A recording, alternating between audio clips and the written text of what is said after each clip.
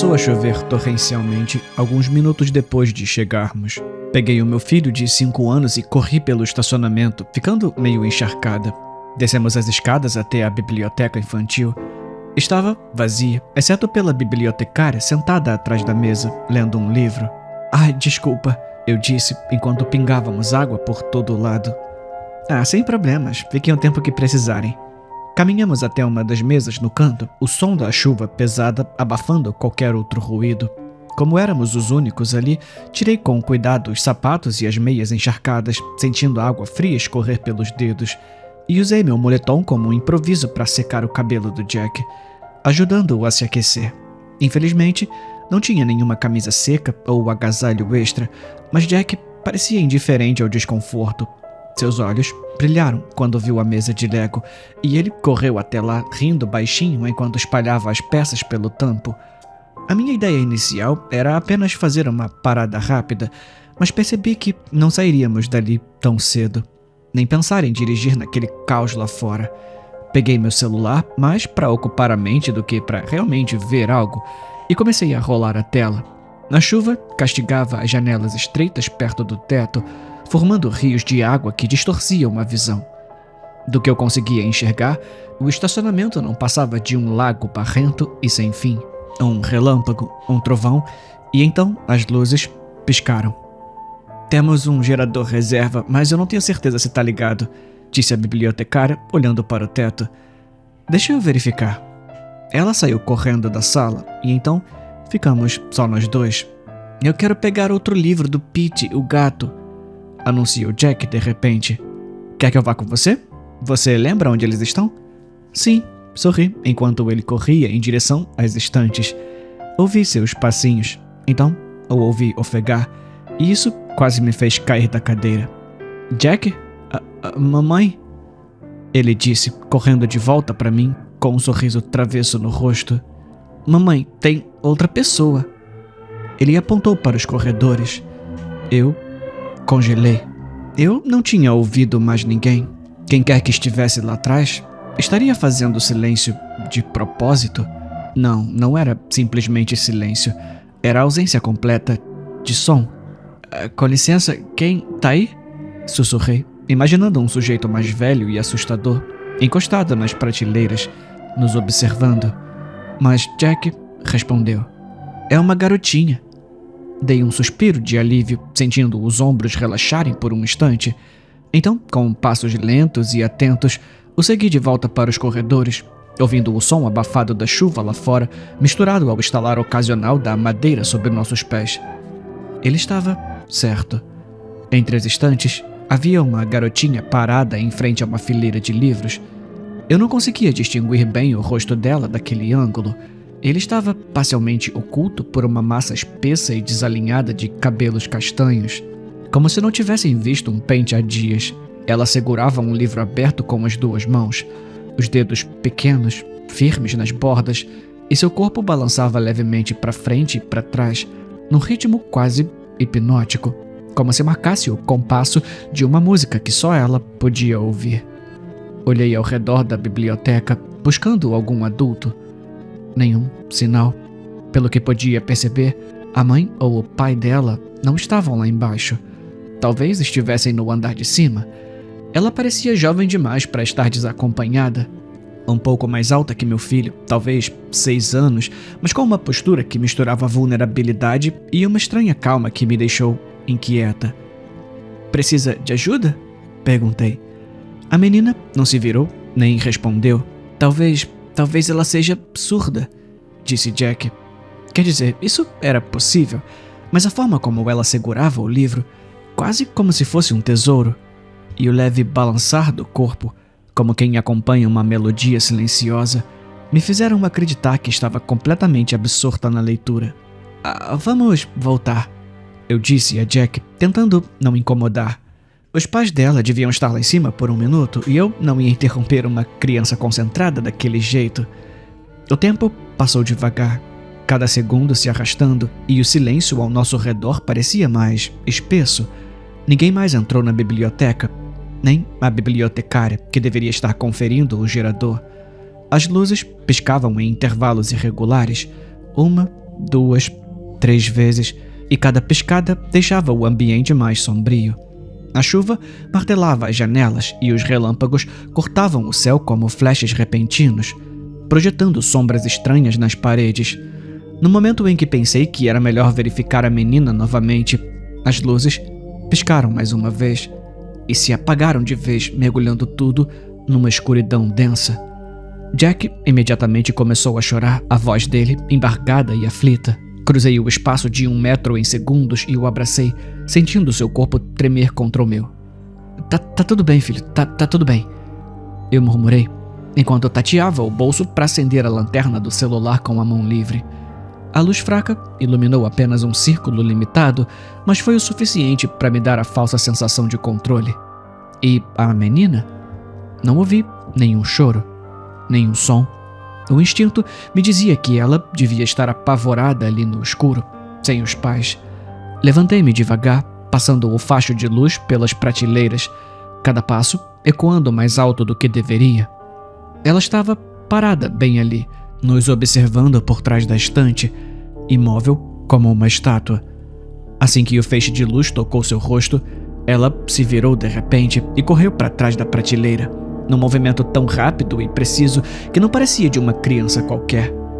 Ei, tá tudo bem, eu gritei. Eu vou te ajudar a encontrar os seus pais lá em cima, tá bom?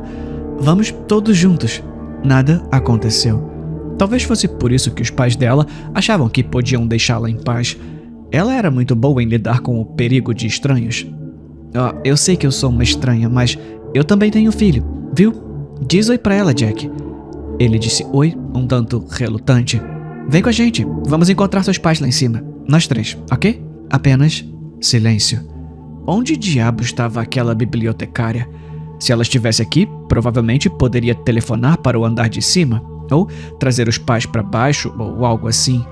Segurando a mão de Jack, eu me aventurei pelos corredores. O primeiro corredor estava vazio, o segundo também, o terceiro. Ela estava parada no final do corredor, perfeitamente imóvel, de costas para nós. Tudo que eu conseguia ver era aquele cabelo desgrenhado e bagunçado. Eu prometo que somos boas pessoas, gritei. Eu vou ajudar você a encontrar seus pais. Relâmpagos brilharam através das janelas. Você poderia, por favor, subir com a gente? Os trovões ribombaram, tão fortes que fizeram as janelas tremerem e um eco grave vibrar no chão de madeira. Talvez ela fosse surda ou não falasse. Talvez estivesse tão imersa no próprio mundo que nada daquilo, nem o escuro, nem os estranhos, nem a tempestade, pudesse afetá-la. Mas, mesmo tentando racionalizar, havia uma sensação horrível crescendo nas minhas entranhas, uma certeza silenciosa de que algo estava realmente, profundamente errado. Ninguém deixaria uma criança sozinha ali embaixo por tanto tempo, ainda mais durante um apagão. Isso não fazia sentido. Qualquer pai ou mãe teria descido correndo assim que as luzes se apagaram, chamando o seu nome e varrendo os corredores para encontrá-la. E a bibliotecária? Por que ainda não tinha voltado?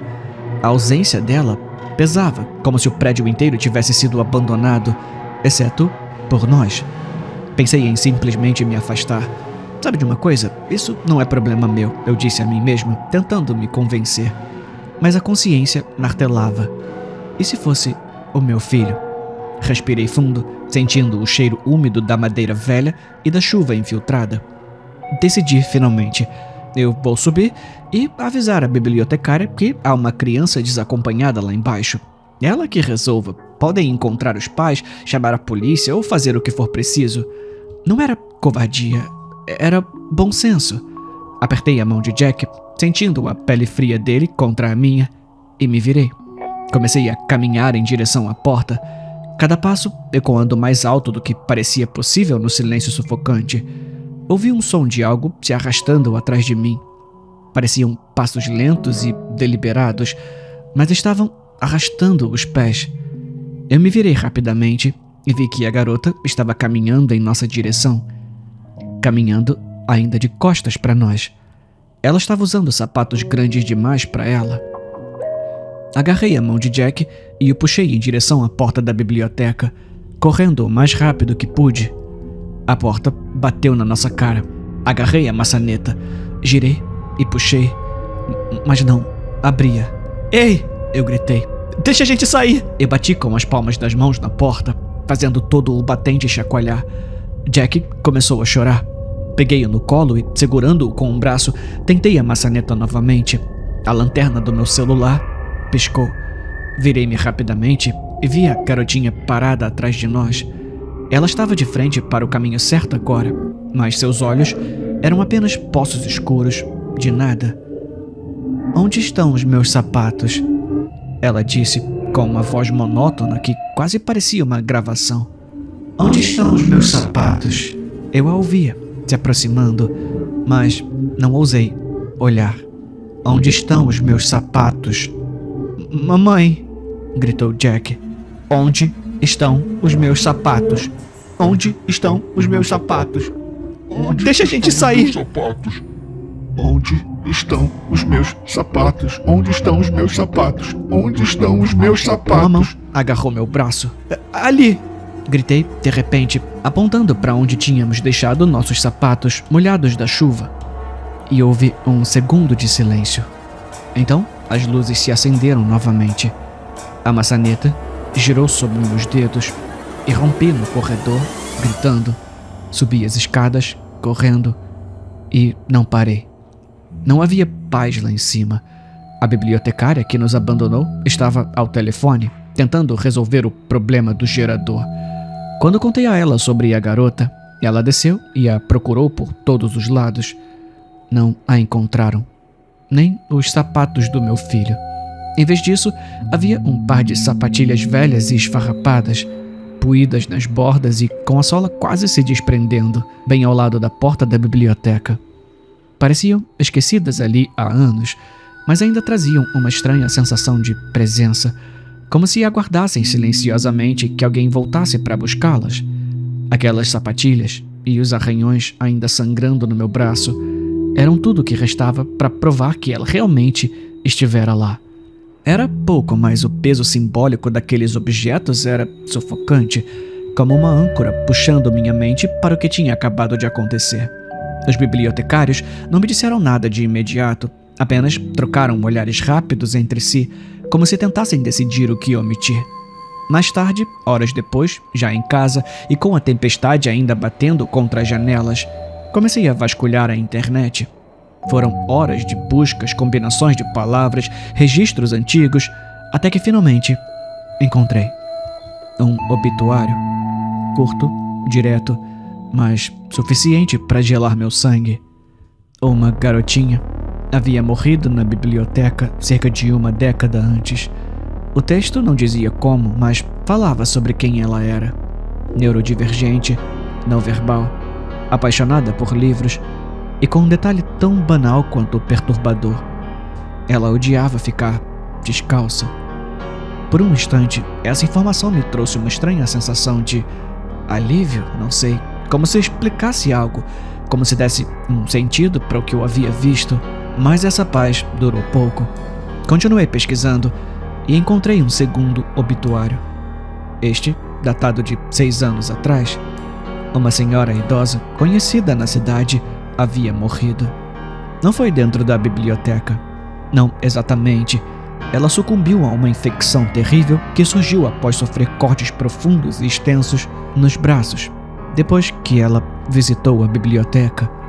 A biblioteca havia prometido revisar as práticas de segurança e higienizar todas as superfícies, mas eu tinha uma sensação horrível de que isso não ia funcionar. Olhei para os meus próprios cortes, pulsando de dor. Ela não fez por mal, eu sei. Ela estava em modo de sobrevivência, de lutar ou fugir, focada no fato de que precisava de seus sapatos. Mas eu me pergunto, o que vai acontecer comigo?